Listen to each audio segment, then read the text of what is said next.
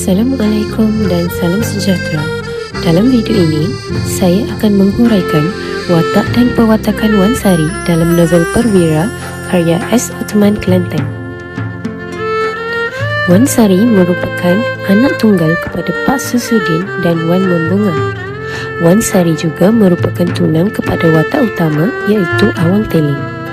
Walaupun beliau hanyalah watak sampingan, peranannya sangat penting dalam menyerlahkan nilai emosi, kasih sayang dan kesetiaan dalam cerita ini.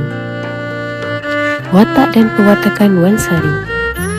Perwatakan pertama ialah penyayang. Wan Sari digambarkan sangat menyayangi Awang Teling. Hal ini dapat dilihat apabila Awang Teling menyatakan kemungkinan dirinya akan ditangkap atau dibunuh oleh pihak Inggeris.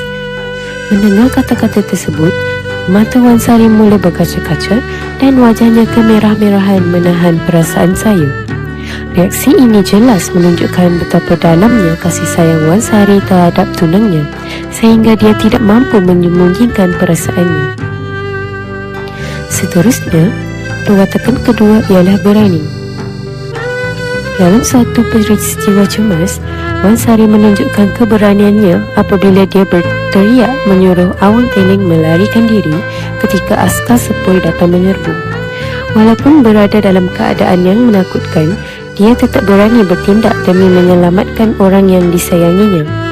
Tindakan ini membuktikan bahawa Wan Sari bukan sahaja lemah lembut, tetapi juga mempunyai kekuatan dalaman yang tinggi. Perwatakan ketiga ialah setia dan sabar. Walaupun Awang Teling telah lama menghilang dan tidak lagi berkunjung ke rumahnya, malah dianggap telah meninggal dunia oleh orang lain, Wan Sari tetap setia menunggu. Dia tidak pernah putus harapan dan terus yakin bahawa tunangnya itu masih hidup. Kesabaran dan kesetiaan ini menunjukkan keteguhan hati Wan Sari dalam menghadapi ketidakpastian serta kepercayaannya yang tidak pernah luntur terhadap insan yang dicintainya.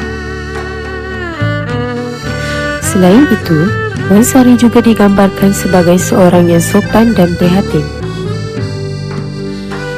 Hal ini dapat dilihat apabila dia mempelawa Awang Teling naik ke rumah kerana ibunya akan pulang tidak lama lagi.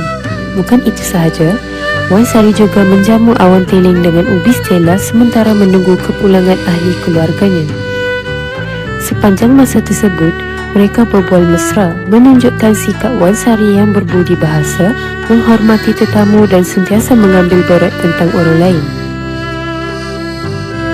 Akhir sekali, perwatakan Wan Sari yang jelas ialah empati. Wan Sari menunjukkan perasaan empatinya apabila dia menangis melihat Awang Teling ditangkap oleh askar sepoi dan bakal dijatuhkan hukuman. Tangisannya bukan sekadar kesedihan biasa, tetapi melambangkan penderitaan emosi yang dirasainya apabila melihat orang yang disayangi berada dalam bahaya. Ini menunjukkan bahawa Wan Sari seorang yang sangat memahami dan merasai kesakitan orang lain. Kesimpulannya, Wan Sari merupakan seorang wanita yang memiliki pelbagai nilai murni seperti penyayang, berani, setia, sabar, sopan, prihatin dan empati. Walaupun hanya watak sampingan, kepribadiannya telah memberikan impak yang besar dalam perkembangan cerita serta mencerminkan keindahan akhlak seorang wanita Melayu.